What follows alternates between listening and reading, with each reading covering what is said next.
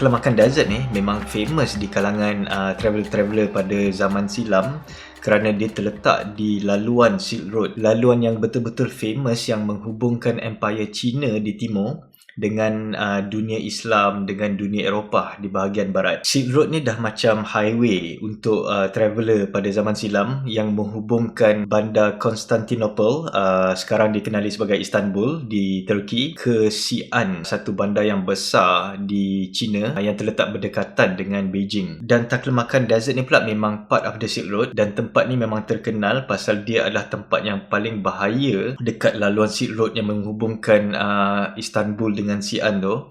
Pasal tempat ni memang banyak berlakunya serangan daripada penyamun dekat belah-belah Kunjerap Pass, dekat bahagian barat gurun ni, mostly dekat border China dengan Pakistan, Tajikistan, Afghanistan semua ni. Selain daripada tu juga, gurun ni memang bahaya nak cross pasal dia memang tak ada benda, dia kering kontang, memang tak ada apa-apa, in the middle of nowhere. Dia punya weather memang terlampau ekstrim, kalau sejuk sangat, kalau panas sangat. That's why tempat ni famous dengan quote, kalau kita masuk, kita memang takkan keluar hidup-hidup daripada gurun ni. Saiz gurun ni pun memang besar, dia dah dekat sama dengan saiz the whole of Germany. Dan kawan saya yang Hutch tu, yang American cyclist yang kayuh dengan saya masa dekat Tibet tu, dia dah memang warning dekat saya pasal dia tahu saya nak masuk ke Takla Makan Desert, pasal dia pernah cross gurun ni dengan basikal lebih kurang 5 ke 10 tahun sebelumnya. Saya nak sangat lalu Takla Makan Desert ni, nak lalu wilayah Xinjiang ni dah lama. Lepas ada seorang kawan saya daripada sekolah ni, nama dia Ismail, dia pernah travel ke Xinjiang, dia pernah travel ke negara China pada tahun 2005, dan masa tu dia ada tulis blog,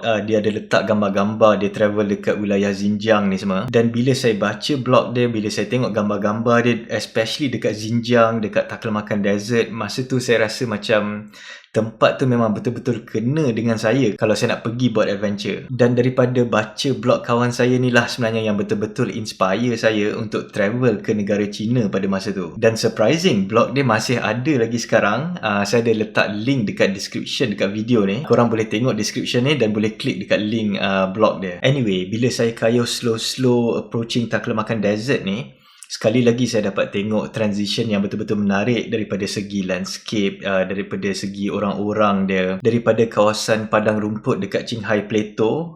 Slowly saya dapat tengok kawasan yang lagi kering, yang menunjukkan saya dah memang ke arah kawasan padang pasir. Dan bila saya nampak the first camel dekat tepi jalan, saya rasa betul-betul excited pasal masa tu saya dah tahu yang saya makin dekat dengan kawasan gurun, dengan kawasan padang pasir. The first few days tu memang riding memang betul-betul senang. Daripada altitude 3,200 meter dekat Qinghai Lake, kita orang slow turun ke lebih kurang 2,500 meter altitude. Dan transition daripada segi manusia pun memang menarik. Start daripada orang cakap ni hao dekat Xining, slow perkataan ni hao tu digantikan dengan tashi dele, iaitu hello dalam bahasa Tibetan. Masa kita orang dekat Qinghai Plateau, masa kita orang dekat Qinghai Lake, lepas tu perkataan tashi dele tu slow ditukar kepada yah semosis, ditukar kepada Assalamualaikum, pasal makin ramai orang Uyghur, bangsa yang pernah jadi majoriti dekat wilayah Xinjiang di China. Dan kayuhan kita orang pula masa tu memang very relax pasal banyak turun bukit. So sehari kadang-kadang kita orang kayuh 3 jam je,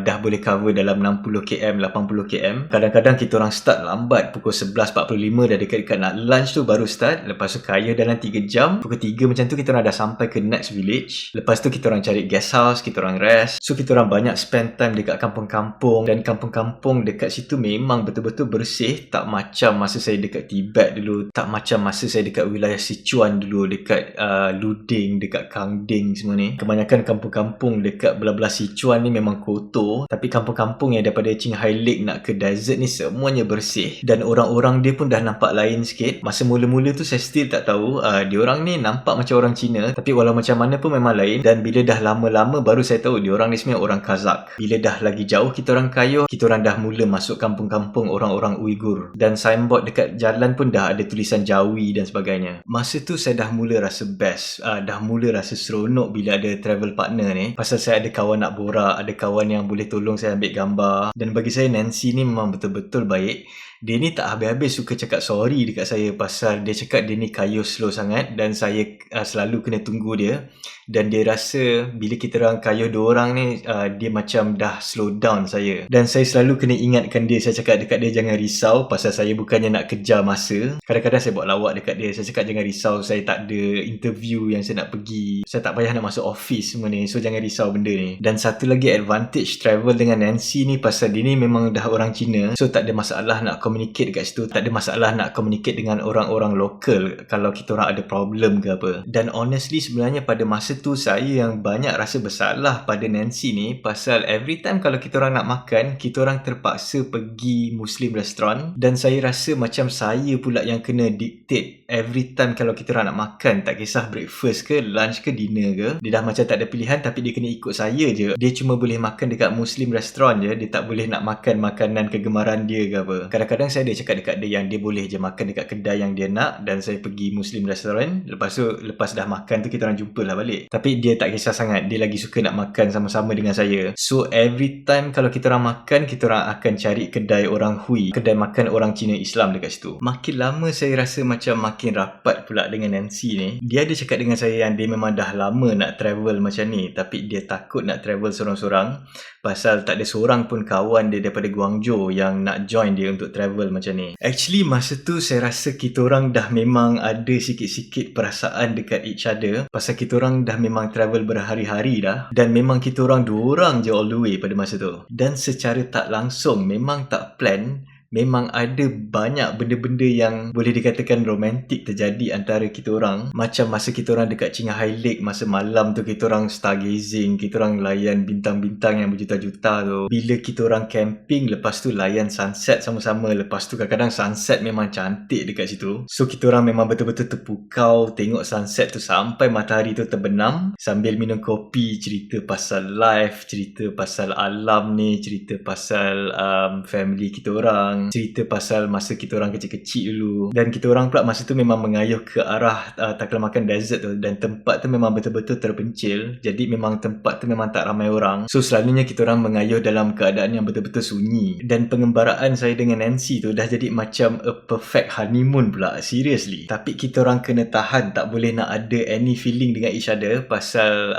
lagi beberapa hari lepas tu dia dah memang kena balik ke Guangzhou, pasal dia punya cuti yang 2 minggu tu dah dekat nak habis, dan saya pula memang nak kena teruskan perjalanan saya. So kita orang pun continue lah kayuh. Kita orang lalu macam small village semua ni. Masa tu dah memang tak ada town, dah tak ada bandar-bandar yang besar semua ni. Dan makin lama kita orang dikelilingi dengan landscape yang makin cantik, slowly bila kita orang approaching border dekat Xinjiang. Masa tu sehari kita orang kayuh dalam average 60 hingga ke 100 km, dan kayuhan tu senang. Kita orang banyak turun daripada altitude tinggi ke altitude rendah. Lepas tu selalunya masa tu angin banyak tiup daripada arah belakang, tailwind, dan memang kebanyakannya kita orang dah tak payah kayuh, dah rasa macam naik motor dah masa tu. Memang enjoy sangat, memang dah tak ada struggle lah masa tu. Cuaca pun panas, dah tak sejuk sangat macam masa saya dekat Qinghai Plateau, masa dekat Tibetan Plateau, dan pemandangan dia pun memang betul-betul memukau, memang perfect. Okey, pendekkan cerita, lepas beberapa hari kita orang ada kayuh tu, kita orang akhirnya sampai dekat satu small town ni, nama dia Delingha. Delingha adalah tempat terakhir kita orang, pasal masa Nancy bertukar fikiran dia nak ikut je saya daripada Qinghai Lake tu mengayuh ke arah taklamakan desert.